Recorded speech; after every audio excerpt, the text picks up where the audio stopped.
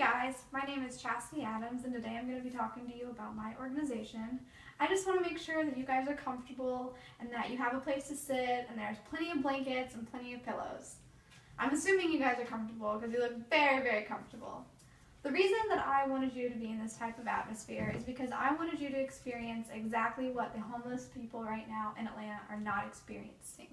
These people are living under bridges, living in areas that smell like the garbage, that smells like sewers, that look disgusting, that have mold, mildew, fungus, diseases, everything you could possibly imagine is there. They're sleeping in desiccation. It's awful. The reason that I wanted to start this organization is to help combat these issues. I don't want to start an organization to help aid them in just giving it to them, as in giving them food at food banks and giving them housing to stay at a halfway house or to stay in homeless shelters. I don't want to do that. What I want to do is to start an organization that will help them receive their own benefits. I want them to persevere in a way to they're doing it themselves. They're giving themselves a home. We're not giving it to them, because that teaches them much more than just giving them something. Giving them money and giving them food and giving them housing will only give them one less reason to try.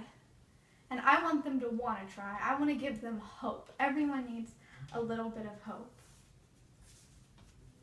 I believe that everyone has potential. And with these resources that I have to offer, I want these homeless people that have the potential to be the next big football player like Michael Orr, or become president one day, even though that's probably not going to happen, but it's okay. I want to give them that opportunity. An example of the resources that I want to fund them with is I want to fund them with the opportunity to build their resume. I want to give them the chance to start a job, even if this job is lawn maintenance, or being a maid, or even working for the garbage company, or working at Goodwill. It's a job. I know plenty of organizations like Goodwill and McDonald's, Walmart. They will hire you if you're homeless, or if you are of low-income families. This is also aimed at low-income families, not just homeless people. They're just a big sector of the low-income families. But organizations like that and companies like that, they offer those people the opportunity to work for their company and build their way up, giving them the chance to survive. I mean, they're giving them hope, and I want to be able to give them hope also. Another example of what I want to do is I want to help them to get their education. Most of the people living on the streets, they drop out of high school. Some of them have dropped out of middle school. Some of them have never even been to school. And then there's also the people that have been to college and they've had jobs. 90% of homeless people have had a job before, and 15 to 20% of homeless people are currently working, yet they still don't have a place to live. And I want to help them find a place to live. I want to help them get back on their feet. I want to help them get a job. And with this, they need a GED, at least. Most jobs now you have to have it. Another thing that I want to do is I want to help them apply for the benefits that they can have. I want to help them apply for SNAP's benefits so that they can have the EBT card and get money for food and even cash sometimes, depending on if they are eligible. Another thing I want to do is I want to help them apply for Housing Aid or Voucher 8 so that they can have a place to live. I think it's up to $980 a month. And you can pick where you live. You pick your house, you can pick a townhome, you can pick an apartment, anywhere you want to live, as long as they will accept the voucher. It won't pay for all of the housing, but that's okay, because before I give them a house, I am starting to find them a job. And so they will have the money, and they will have the means to pay for the other part. Another thing I want to help them apply for is even pet care if they have a pet, and pay for their utilities. I can even help them pay for a phone. And it wouldn't be me paying for it. It wouldn't be people giving me donations. It would just be me utilizing all of the federal aid and all of the organizations and everything that's out there to help them. This will change their lives so magnificently. This will give them a chance to not only build their resume, but it'll build them up. It'll change their concept of themselves. This will make their self-esteem go up, it'll make their self-concept change, and it'll make them see themselves in a different way.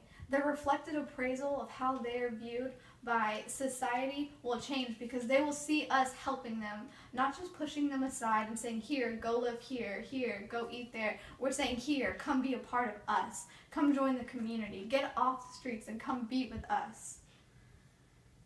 This will teach them communication skills. This will teach them how to effectively talk to possible peers, possible coworkers, possible employers. This will teach them a variety of tools and traits that will change their lives and help them forever. That this isn't something that'll help them just now. This will be something that they'll remember and that they won't forget about and they'll continue to do for years. Not only will this change their lives, but this will change our lives. It'll change how we function. It'll change where we go to school, which streets we turn down, if it's okay to go to this school, if it's okay to go to this church, if it's okay to go to this grocery store. The other day, I was grocery shopping with some of the kids that I nanny, and at the end of the grocery shopping, I was like, okay, I need some gas. So I go to get some gas station. I go to the gas station, the Kroger gas station, a family place, and I went to pay, and there were 4 bullet holes at the cash register, and I just looked at it for a second, and I was like, oh my goodness, when did this happen? I was just here a week ago. Like, is everyone okay? And they were just like, yeah, like, we're fine, but I mean, it was a situation, like, it was bad. This is something that I don't want. Those people shot in there because they were trying to rob them for the $150 of cash that they keep in there because they're constantly rotating out. $150. I don't want people to feel like they have to do that. Like, I want to help the homeless. I want to combat issues like that. And I think that with my organization, eventually, like with the time and the money and everything else that comes with a big organization, I think that I can at least fuel it to end. Another thing that it will do for our community as a whole is it'll lower the unemployment rate. With these new people coming in and working that are currently unemployed and homeless, new jobs will start forming. I mean, they're not going to just stop having jobs because more people are coming. I mean, that's not what's going to happen. And another thing is I want to provide them with jobs. As my organization grows, I'm going to have places for people to come. And I really think that if I have some help, I can eventually become a huge part of the community. And I think that the community will agree that it was a good thing. In Fulton County, it costs $72 a day to house an inmate. $72 a day per inmate. On top of that, if that person's in there for a year, which they could be in for a minor felony, I mean, like robbing the grocery store if you're over 18 and stealing a candy bar, you can go to jail for at least a year if the attorney is pushing your case. For a year, that person that stole a candy bar, it would cost the taxpayers money $26,000.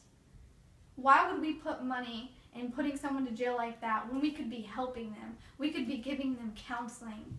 I find that to be ridiculous, and that is another reason why I am starting this organization, or at least wanting to start this organization.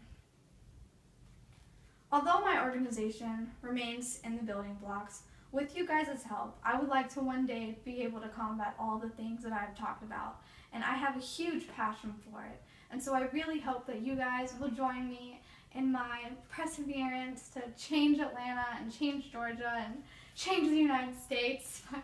Not really, maybe one day. You know, you never know, I could be the next president. This will have a lasting impact, though, on our community. And even if it doesn't have an impact, people from other places will see, and hopefully, eventually, it'll catch on. Even if I can only start in a small place like Athens, eventually it could grow to Atlanta, and then Georgia, and then maybe Mississippi, and Alabama, Arkansas, Tennessee, South Carolina, North Carolina, one of those neighboring states. We'll see what we're doing and want to do the same thing. Even if I can't start an organization there, maybe someone will see what we do and think, wow, that's awesome. That could change lives. I want to do that.